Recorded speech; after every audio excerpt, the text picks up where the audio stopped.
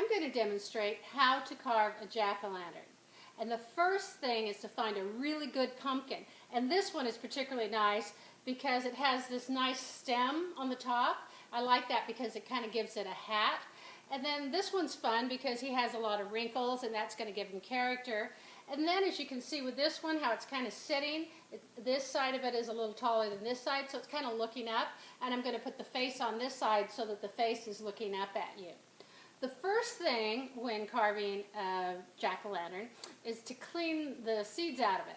And so you have to open up the pumpkin, and I've already done this, but what I've done is I've taken a great big knife and I've made just big cuts all the way around the bottom so that I have something that looks like this that comes out.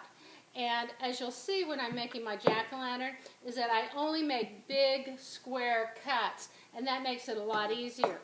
Then the next thing that I've already done is I've already cleaned the pumpkin. I've taken all of the seeds out of it, and I'll be ready to start making the face. And like I said, I want it to be looking this direction, so I'm going to make the eyes on this side.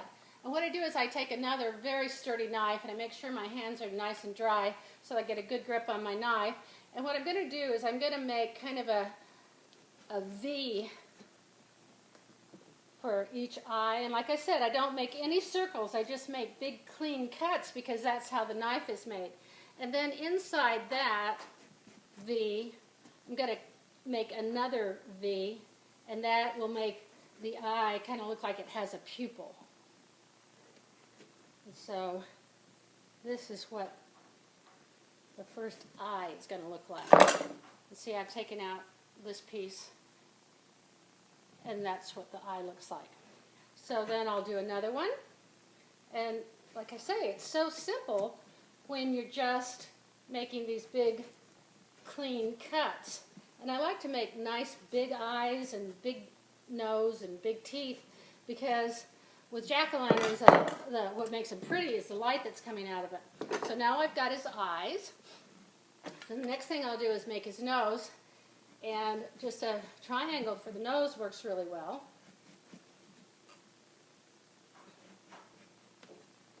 He's got his nose now.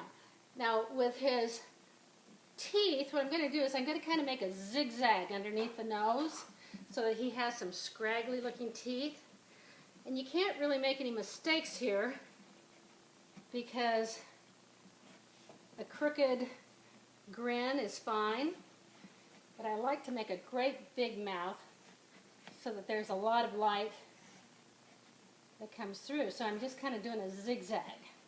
And then under that zigzag, I'm going to do another zigzag and start cutting the bottom teeth out. I've just done the top teeth.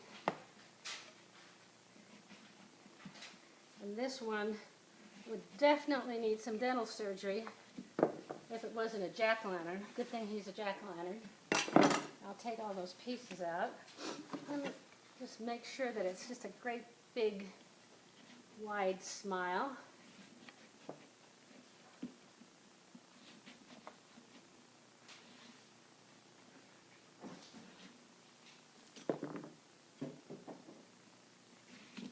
Got pumpkin flying over here.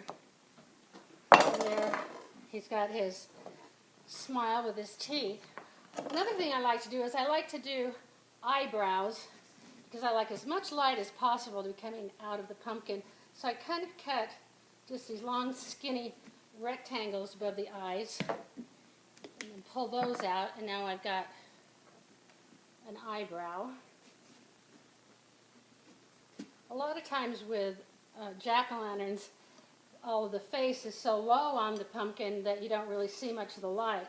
That's why these big eyes and eyebrows are a good thing. So I've got that. Now my favorite kind of pumpkin in the world is a cat pumpkin. So I like to make cat ears.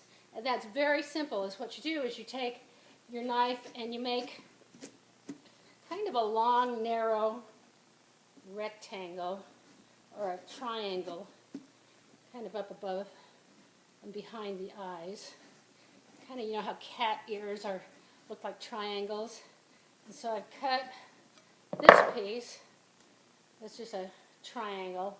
And then look, you keep this piece and you just stick it in there and you've got a cat ear. So I'm going to do that on the next side.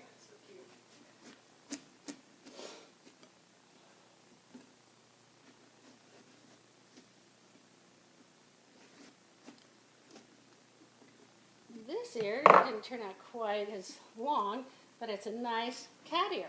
So now I have my jack-o'-lantern, and that was pretty simple. What I'll do now, or when I light my jack-o'-lantern, is I will put the candle underneath and just set this on top, and it will be a very secure, sturdy jack-o'-lantern.